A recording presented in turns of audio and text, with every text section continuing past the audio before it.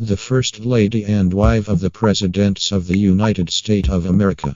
Their attribute and accomplishments while serving as the wife of the President and First Lady to the United States of America. History have it that some were more powerful and influential than the other. In this video, you will discover who they were and what they did in their time as the First Lady. What number 2, 4, and 7 did will amaze you.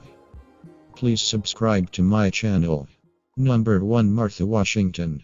Nation's First Lady. With the American colonies achieving their independence and the U.S. Constitution ratified, Washington was elected to become the country's first president, having his inauguration in April 1789. Martha, who had also effectively assumed guardianship of Jack's children, took on the responsibility of arranging major social events and parties for the presidential home/office in New York, thus setting precedents and standards for future First Ladies to come. The term First Lady wasn't used at this time, with Martha being called Lady Washington. She also had Friday public receptions and handled household affairs while developing a friendship with Abigail Adams, wife of Vice President John Adams. The Washingtons relocated to Philadelphia, which was the nation's next capital, in 1790. Martha was seen as a gracious presence and looked to Europe for inspiration in terms of setting standards for official affairs, though it was noted that she often felt trapped and preferred a quieter life. She also held slaves in her household and did not favor manumission, though those held as slaves by Washington, who took on an abolitionist stance, would be freed after his death. Number 2, First Lady. Abigail Adams. C. Adams. She is sometimes considered to have been a founder of the United States, and is now designated as the first Second Lady and second First Lady of the United States, although these titles were not used at the time. She and Barbara Bush are the only two women to be the wife of one U.S. president and the mother of another. Adams's life is one of the most documented of the First Ladies. She is remembered for the many letters she wrote to her husband while he stayed in Philadelphia, Pennsylvania during the Continental Congresses. John frequently sought the advice of Abigail on many matters, and their letters are filled with intellectual discussions on government and politics. Her letters also serve as eyewitness accounts of the American Revolutionary War home front. Abigail Adams was one of the first advocates of women's equal education and women's property rights. Adams had strong feelings about marriage and believed women should take more part in decisions rather than simply serve their husbands. Adams believed that women should educate themselves and use their intellect to manage the household affairs, as well as be a moral guide for the family. In a letter to her husband John, March 1776, while he was in Philadelphia, Adams wrote, "Remember the ladies, and be more generous and favorable to them than your ancestors. Do not put such unlimited power into the hands of the husbands. Remember, all men would be tyrants if they could.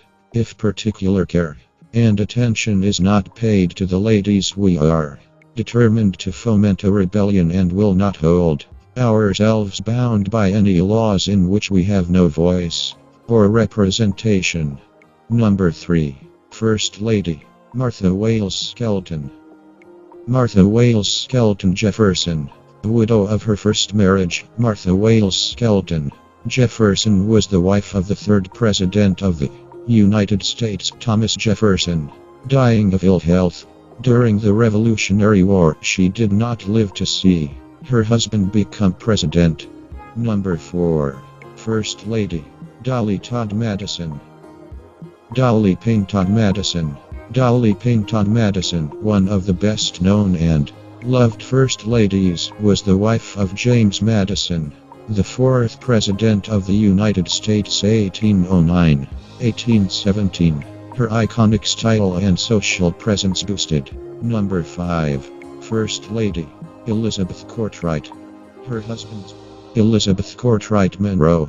She and Monroe married in New York on February 16, 1786, and moved to Virginia in October of that year.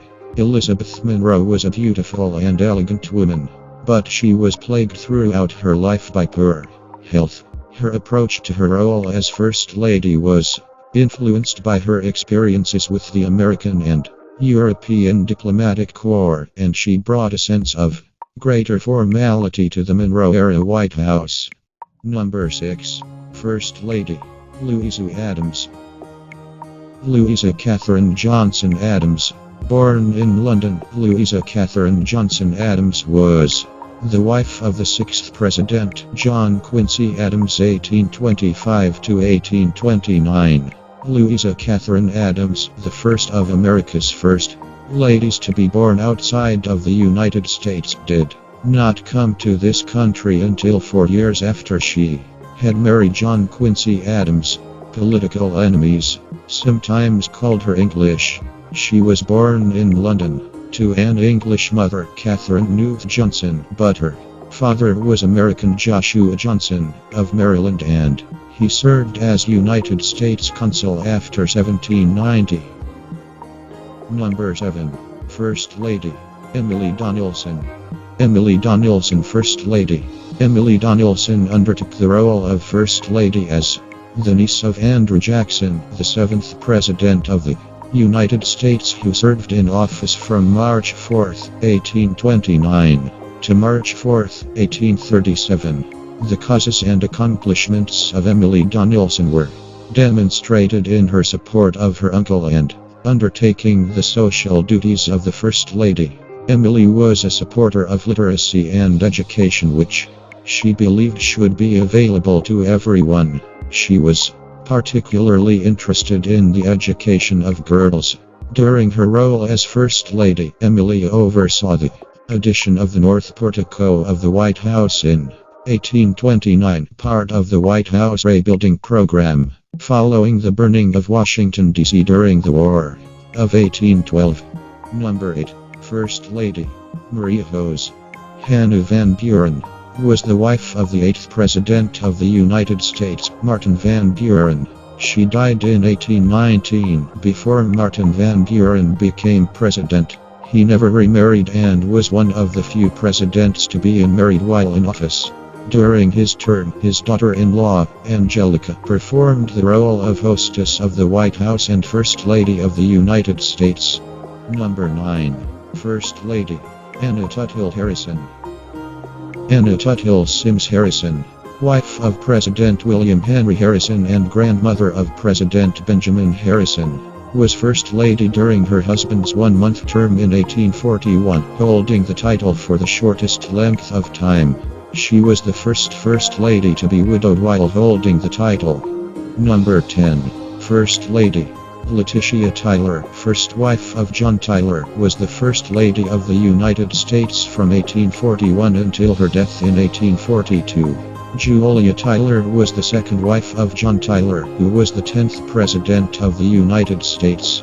As such, she served as the First Lady of the United States from June 26, 1844 to March 4, 1845.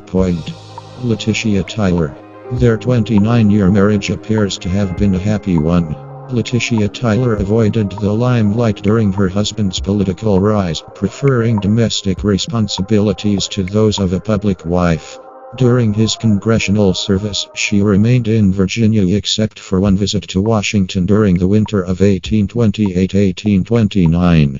In 1839, she suffered a paralytic stroke that left her an invalid. As First Lady, she remained in the upstairs living quarters of the White House. She came down once to attend the wedding of her daughter Elizabeth in January 1842. Julia Tyler was the second wife of John Tyler, who was the 10th President of the United States.